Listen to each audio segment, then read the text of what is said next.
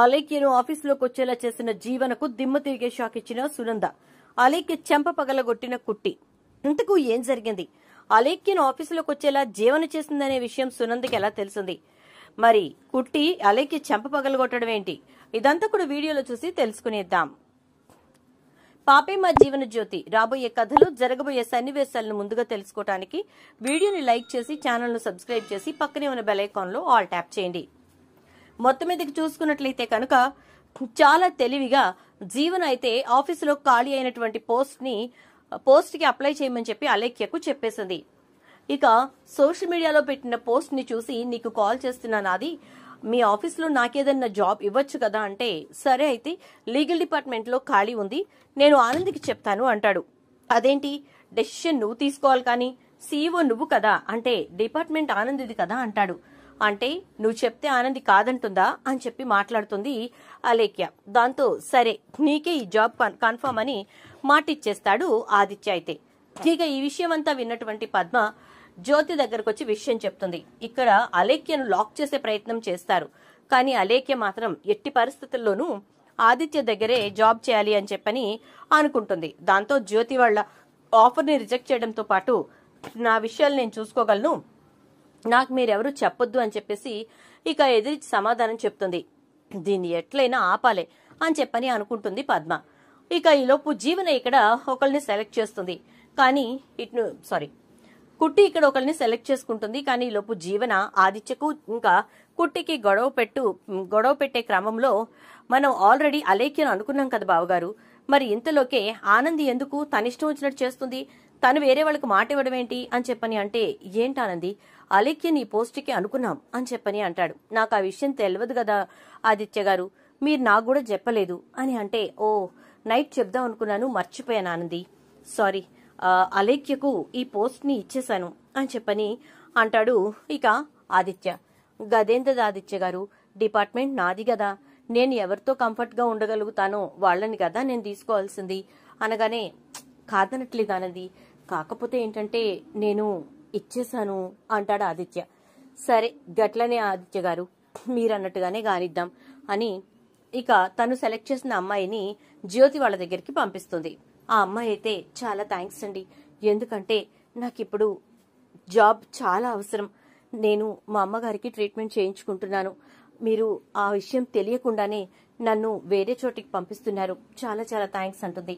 పర్వాలేదులే, ఏముంది, ఒకరికొకరు సాయం అంతే, మా జ్యోతమ్మ బాగా చూసుకుంటది, నువ్వు పోయి గడ వర్క్ చేసుకో సరేనా, ఇద్దరు లాయర్లే, వాళ్ళిద్దరు తాన ఒక అసిస్టెంట్ కావాలి కాబట్టి నువ్వు అడిగి అని చెప్పని పంపించేస్తుంది.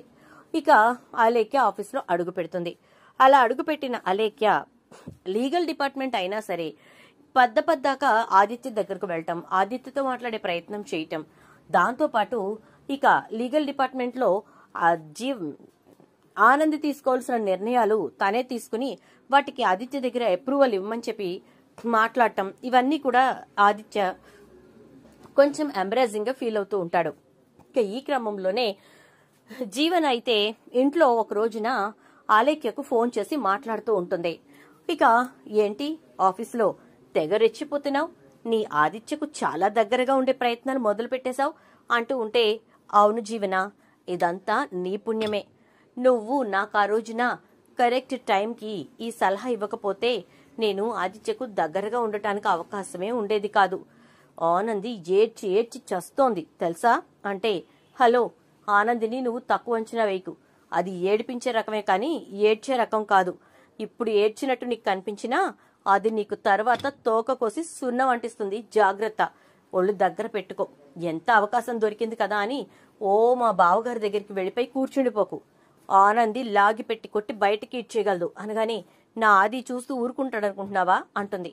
హలో, ఇప్పుడు నువ్వు నా అది అని గుండెలు బాదుకోకు, ఆయన నీ ఆది కాదు, ఆనందికి భర్త, ముందు ఆ విషయం ఆయన మర్చిపోయేలా చేస్తేనే నీకక్కడ మనుగడ ఉంటుంది అని చెప్పని అనగానే, అలాగే జీవన, చాలా థ్యాంక్స్, మొత్తానికైతే నన్ను నా ఆదిత్యకు దగ్గర చేశావు అని చెప్పని అంటూ ఉంటుంది. సరే ఉంటానైతే అని ఫోన్ పెట్టేస్తుంది.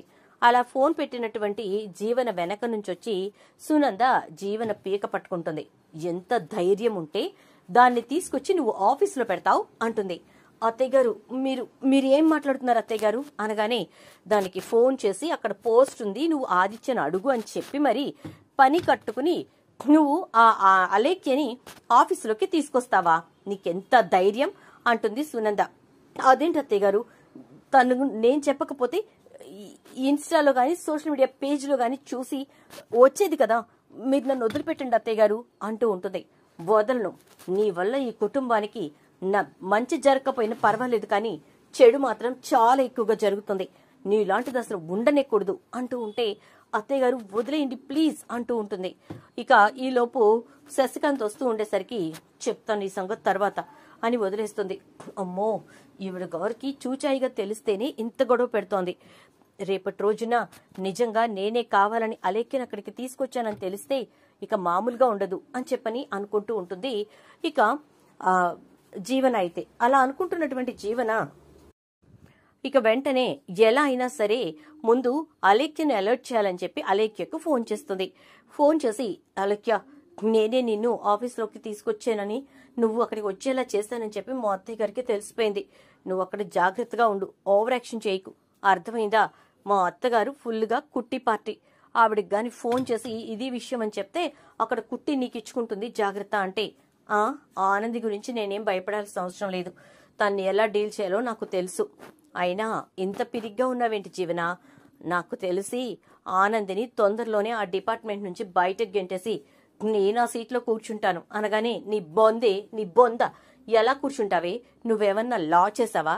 లేకపోతే లీగల్ గురించి నీకు బాగా తెలుసా? ఆనందిని పంపించేసి ఇది కూర్చుంటుందట, జాగ్రత్తగా ఉండు, లేకపోతే నీకే నష్టం అంటుంది. చూస్తూ ఉండు ఏం జరుగుతుందో అంటుంది అలేఖ్య. అలా అని ఫోన్ పెట్టగానే ఇటు నుంచి ఆనంది అలేఖ్య చెంప ఫ్యాట్న పగలగొడుతుంది. ఒక్కసారిగా షాక్ అయిపోతుంది.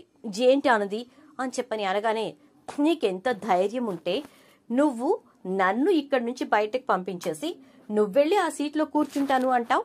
నువ్వు వచ్చింది ఇక్కడ ఎంప్లాయీగా ఉండటానికి ప్రయత్నించు, కాదు కూడదు అంటే మానేసి వెళ్ళిపో, అంతేకాని ఇక్కడ ఫ్యామిలీ ఇష్యూస్ తీసుకురావడం, పర్సనల్ ఇష్యూస్ తీసుకురావడం, అనవసరమైన గొడవలు చేయటం అస్సలు నేను స్పేర్ చేయను అని అంటూ ఉండగా ఆదిత్య వస్తాడు.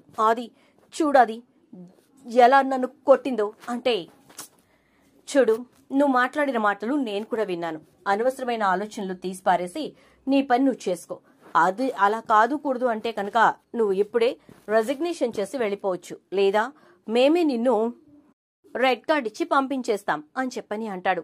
దాంతో అలేఖ్య షాక్ అవుతుంది. ఇకపై జాగ్రత్తగా ఉండాలనుకుంటుంది. మరి కుట్టి అలేఖ్యను బయటకు పంపించేయగలుగుతుందా? ఇక అలేఖ్య జీవన వేసే ప్లాన్స్ ని కుట్టి ఎలా తిప్పికొడుతుంది? ఆదిత్యను ఎలా కాపాడుకుంటుంది? ఇదంతా రాబోయే ఎపిసోడ్స్ లో చూద్దాం. వీడియో నచ్చితే లైక్ చేసి వీడియో షేర్ చేయండి, ఛానల్ సబ్స్క్రైబ్ చేయండి, పక్కన